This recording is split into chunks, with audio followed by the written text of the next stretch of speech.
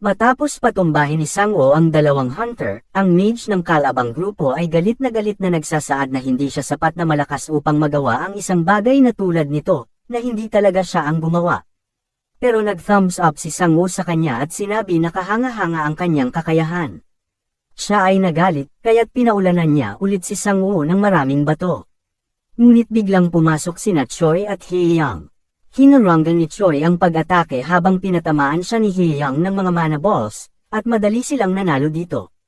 Sinabi ng assistant evaluator na napakabilis nun, at inanunsyo ang Team 2 bilang ang mga nanalo. Pinati ni Choi sina Sangwoo at Hye-young, at muling tumugon si Sangwoo na kahanga-hanga ang buff ni Choi, na nagudyok kay Choi na sabihin na hindi na niya kailangang bigyang diin pa iyon. Nagtataka si Sangwoo kung ano ang nangyayari sa panig ni Shin Junyoung, at ibinaling niya ang kanyang ulo at nakakita ng isang kasuklam-suklam na pangyayari. Ang hunter na tinatawag na si Butcher ay nakitang binubugbog ang isang wala ng buhay na hunter hanggang sa ito ay maging pulpol, kahit na sila ay sumuko na. Ito ay patuloy niyang binubugbog hanggang sa mamatay, at ang propesor ay pumasok at ginamit ang kanyang kakayahan upang pigilan ito at hiniling na huminto siya. Pinaglalaroan lang ito ni Butcher, na nagsasabi na hindi niya alam na kinakausap siya ng propesor dahil sa magic barrier. Hindi niya magamit ang kanyang buong lakas, at sinabi niya na natapos na sana ito sa isang suntok lamang kung hindi dahil sa barrier. Ang propesor, sa kanyang isipan, ay nagsasaad na nakagawa siya ng isang napakalaking pagkakamali. Hindi niya isinasaalang-alang ang mga hunter na may mataas na istatistika at nananatili sa mababang ranggo. Na dapat ay nag-apply din siya ng paghihigpit sa mga hunter na iyon, at dahil doon, inutusan niya ang kanyang assistant na tawagin ang healer sa lalong madaling panahon. Ang hunter na nabugbog ay naka-stretcher, at nagkomento si Hye-young na iyon ay isang kalabisan. Gayunpaman, sinabi ni Choi na hindi sila dapat mag-alala tungkol sa pagharap sa kanila, dahil nasa 20% lang ang posibilidad na makakaharap sila. At idinagdag pa ni Sangwoo, na sinasabi na magdududa siya kung sila ang kanilang kalaban. Ang propesor, nang marinig ito, ay nagtanong sa kanyang assistant kung ang mga nanalo at natalo ay kompleto na. Kinumpirma ito ng assistant at sinabi niya na ipapare sila sa ibang koponan ng random. Pero pinigilan siya dito ng propesor. Sinabi niya sa assistant na ipin ang koponan ni Sangwoo laban sa koponan ni Shin, at nagulat dito ang assistant. Ipinaliwanag ng propesor na ang mga galaw ni Sangwoo kanina ay hindi epekto sa pag-inom niya ng pampahinang potion. Hindi niya alam kung ano ang ginawa ni Sangwoo, pero nakangiti niyang sinabi na kung may mga bastardo sa klase, ang kailangan lang niyang gawin ay pagsamahin sila. Lumipat ang eksena sa isang disyerto sa Nevada kung saan matatagpuan ang lab ng kumpanya ng Tron. Makikita ang ilang agent ng FBI na kumakatok sa pinto ng lab, na hinihiling na buksan nila ito. Isinasaad nila na pinaghihinalaan ang kumpanya ng Tron sa ginawang ambush sa kumpanya ng Heritage. At hindi lang iyon, pinaghihinalaan din sila sa paggawa ng mga ilegal na droga.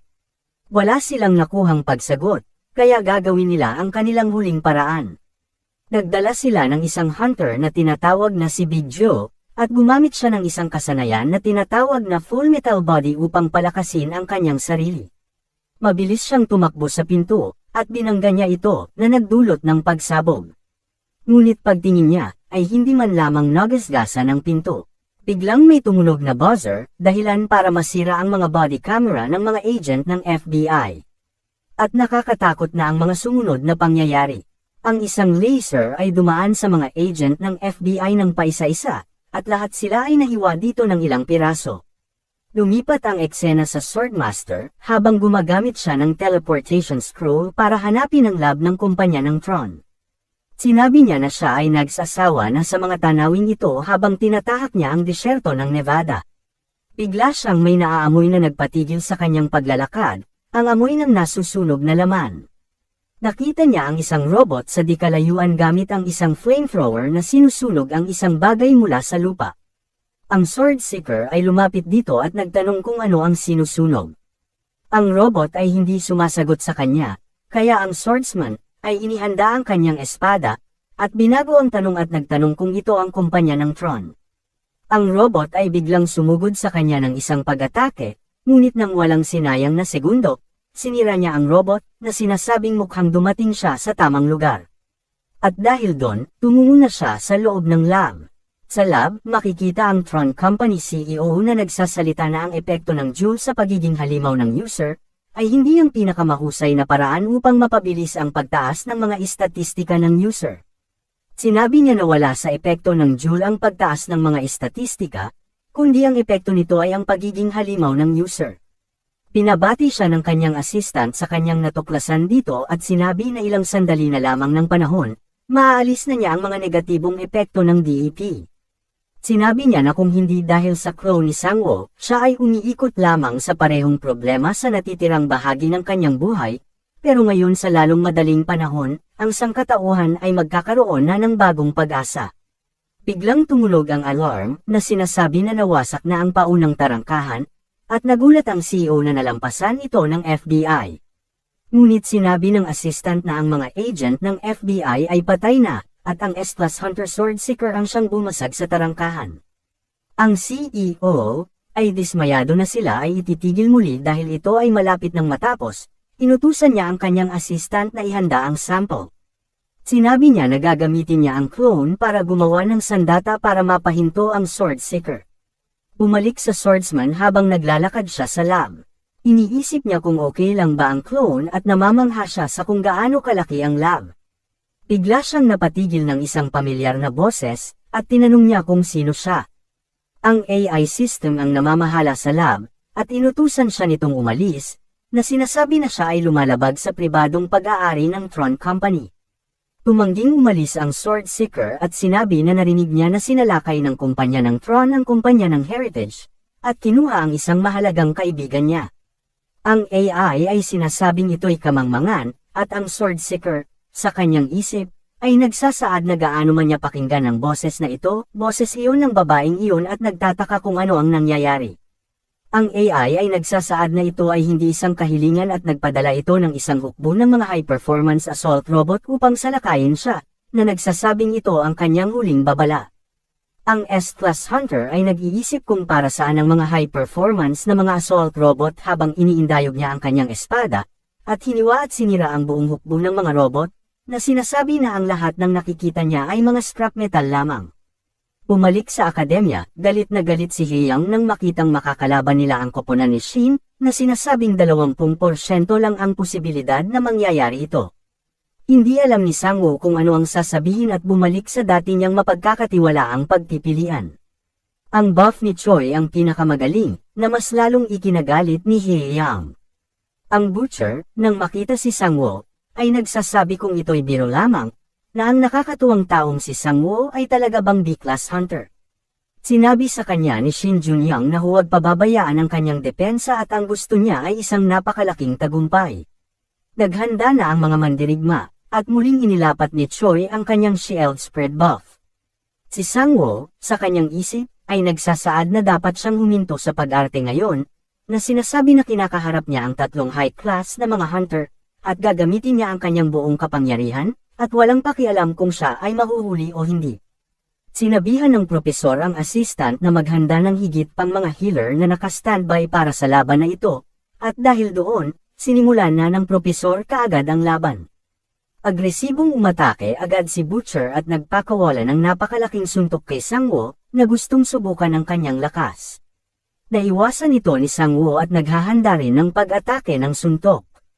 Diretso nitong nasalo sa mukha ni Butcher, at ang tanging ginawa niya ay ngumiti at nagtanong kay Sang-woo kung talagang uminom siya ng nakakapanghinang potion na iyon, na sinasabing medyo malakas ang kanyang suntok. Gusto siyang patumbahin ni Sang-woo sa pamamagitan ng suntok na iyon, pero sinabi ni Sang-woo na ito ay dahil sa magic barrier na inilapat ng propesor upang hadlangan ang kanilang tunay na lakas. Habang umiiwas sa mga pag-atake, iniisip niya kung si Shin ay nasa epekto ba ng weakening potion. Sinabi ni Sang-woo na imposibleng mataas ang poison resistance ni Shin kaysa sa kanya, at sa huling round ng laban din nila kanina ay hindi siya gaanong gumagalaw, kaya't kumbinsido si Sang-woo na talagang nanghina siya. Pumunta si Sang-woo kay Junyoung, ngunit biglang nagcast si Junyoung at pinaulanan si Sang-woo ng malakas na kidlat, na naging sanhi pa ng pagkasira ng mga bintana ng gusali. Nasunog ang buong katawan ni Sang-woo, at nawala ang buff ni Choi dahil sa labis na pinsala ng pag-atake. Pagtingin sa kanya, tinanong ni Junyang si Sang-woo sa isang mapang-akit na boses kung talagang iniisip niya na siya ay mananalo dahil sa medyo nanghina siya, at ngayon ay makikita niya na matatalo ang kanyang koponan dahil sa kanya. Tumayo si Sang-woo na may hawak na dagger at nanggagalaiti sa kanyang mga ngipin, na nagsasabing, "Huwag mo akong patawanin." Bumalik muli sa lab, ipinaalam sa CEO na ang hukbo ng mga robot ay sinira ng Sword Seeker at naubos na ang kanilang extrang power. Nagtanong siya kung anong mga drugs ang kanilang ituturok sa clone, at sinabi ng assistant na ito'y nakahanda na. Ang drugs sa brainwashing pati na rin ang mga pangunahing kakayahan na nagpapalakas ng buto at mga drugs sa pisikal na pagpapatibay. Ito ay lubos na magpapataas sa visual acuity ng clone at sa tumpak na mga kasanayan. Sinabi ng CEO na ito ay maganda, at inutusan ng assistant na i-inject ito sa clone. Umalik sa labanan, makikita si Choi na itinutulak pabalik ni New Moon at sinabi na ang defense type na kagaya niya, ay hindi makakapantay sa kanya. Ginamit niya ang kanyang kakayahan na chain attack, na nagpapataas sa kanyang leksi habang iniindayog niya ang kanyang sandata, at inaatake niya si Choi, na kritikal na nasusugatan ito. Pinalak niyang putulin ang buong braso ni Choi sa pag-ataking iyon, at naiinis siyang hindi niya magawa. Tumingin si Sang-woo sa nasugatan na si Choi at susubukan niyang tumulong, ngunit binigyan siya ni Junyang ng isang malakas na spell na tinatawag na Suspended Force Field, na hamarang sa kanya. Sinabihan siya ni Sang-woo na huwag makialam at gumawa si Sang-woo ng isang fireball na bumasag sa force field. Sinabi ni Shin na dapat natuto na siya nung nakaraan. Si Shin ay nagpakawala ng napakalaking fireball kay Sang-woo, na sinasabi muli na ito ang hitsura ng isang tunay na fireball. Mabilis na nag-isip si Sang-woo at nagbukas ng subdimension, na inilagay ang buong fireball sa loob ng subspace. Hindi makapaniwala si Shin, at tinalikuran na siya ni Sang-woo. Makikita si Hae-young nakaharap si Butcher, at mukhang hindi maganda ang laban. Ang mga pag-atake ni Hae-young ay hindi nagdulot ng pinsala sa kanya dahil sa kakayahan nito na disdain for the weak, na nagpapataas sa kanyang mga estatistika kapag mahina ang kalaban, at siya ay umaatake ng napakalaking suntok kay Hae-young. Pero biglang lumabas si Sang-woo at hinarangan ang pag-atake. Biglang namula ang mga mata ni Sang-woo, at napaluhod siya na sumisigaw sa sakit. Nag-pop up ang isang window at nagpapaliwanag na ang deformation ng katawan ay na-detect, at siya ay nagpapakita ng isang bagong kasanayan. Si Shin Junyang ay nakikita ito bilang isang pagkakataon upang wakasan siya, at inutusan niya ang kanyang mga miyembro na i-target si Sang-woo. Sina New Moon, Butcher, at Junyang ay naghahanda sa pag-atake kay Sang-woo, at ipinapakita sa huling panel na sabay silang umatake, na nagdulot ng isang maapoy na pagsabog. Ano ang mangyayari kay Sang-woo, at makakaligtas kaya siya sa pag-ataking iyon?